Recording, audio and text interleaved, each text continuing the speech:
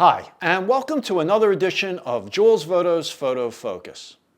In this video, I want to explain my experience using the Nikon Z8 at the extended ISO of 32.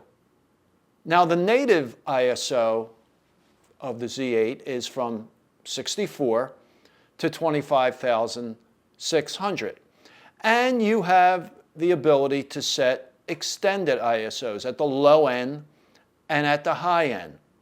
At the low end, you could go to 0.3, 0.7, or 0.1. 0.1 being an ISO of 32.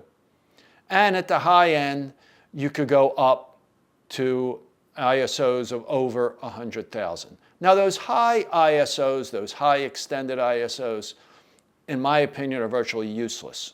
Even at 25,600, there's just too much noise.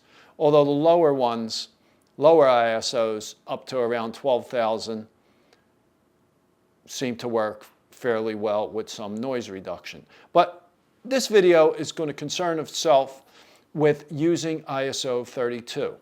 Now, my Nikon D810, my Z7 also had that ability. Both had a low native ISO of 64 with the ability to extend down to -1 or the equivalent of 32. I've never tried it on the A10 and I never tried it on the Z7, but I figured since I'm going through this Z8, I'm still learning the Z8, I'm trying everything, I would see just how well it worked.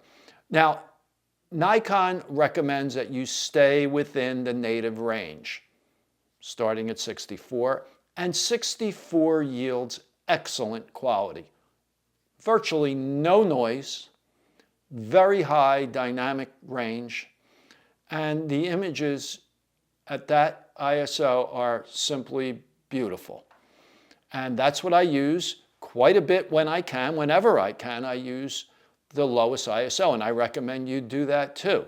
You're going to get the highest quality, best dynamic range, lowest noise, the lower ISO you go.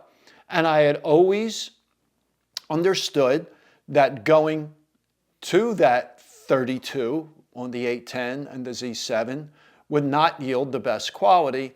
That highlights, primarily highlights, would be blown out. But as I said, I never gave it a shot, so I decided to do that now. Now, why would you want a lower ISO? If you're shooting in studio lighting, you want to use a wide aperture to throw the background out of focus. It could come in handy with bright studio lights. You may want to use it outdoors if you're a landscape photographer, possibly. If you wanted to get running water, a brook or a waterfall, and you wanted to use a slow shutter speed, but you didn't want to stop the lens down too much, it could come in handy there.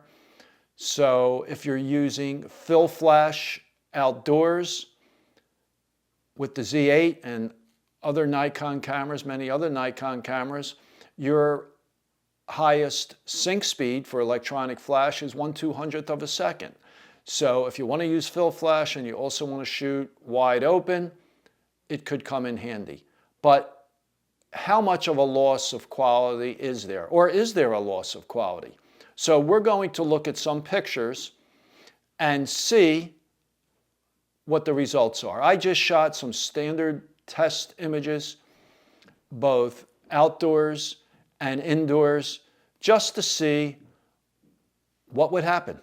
So why don't we go over and take a look at those images now. Okay, this was done in my dining room with the Z8 at ISO 64 on the left and 32 on the right. Camera's on a tripod. And you will notice in the upper left, that window, it's a little bit more blown out than the ISO 64 image. Not huge difference, but there definitely is a difference. Otherwise, I think the images look identical. And here's just a tighter crop of that. So this is the ISO 64. You know, good dynamic range. There was sunlight coming through that window on the upper left there, and it's blown out at 64. At 32, now I think you could really see this. It's blown out even more. There's no detail in that at all. But otherwise, you know, I think the image looks pretty good. So definitely you do lose highlight. Okay, this image was shot in my family room. There are 4 large windows opposite that love seat you see on the left. And there was no direct sun coming through. It was nice soft light.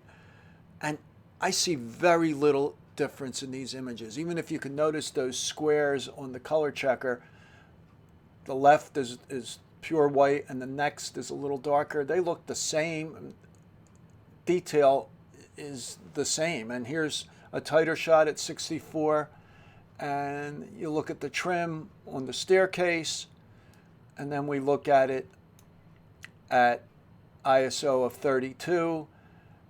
And I think it looks the same. I don't see a difference here. So in more contrasty lighting, you're going to really blow out those highlights. But in flatter lighting, to me, it looks the same as 32. Now we go outside and the sun was behind a cloud. Again, the left image is 64. The right image is 32. And again, I don't see much, if any, difference. There may be a little bit more detail in that second light colored square at the bottom of the color checker in the ISO 64 image. But if there is a difference, it's very slight. So just let's look at it a little closer here. It might be easier to see. So here we have the ISO 64 image. Again, the camera was on a tripod. It wasn't moved. These pictures were taken within seconds of one another. Now we look at this one, and again, I think that second square on the bottom left may be slightly lighter, but it's not a big difference. So I think for low contrast lighting, I don't see a problem using ISO 32. I see no problem in many cases, unless there are really bright highlights where you need detail. For example, let's say a bride, a wedding dress with detail in the dress, you probably wouldn't want to use ISO 32. Here's another image taken from my back door, looking out onto the deck. I see very little, if any, difference. So my conclusion is, if it's flat lighting, if it's a dreary kind of day without a lot of bright highlights, you know, give ISO 32 a shot. Okay, so I hope you enjoyed this video. If you did, please give it a thumbs up and subscribe to my channel. And if you have any questions about my testing methods or anything photography related, please leave your question in the comments below or email me. So thanks for watching, and I will talk to you soon.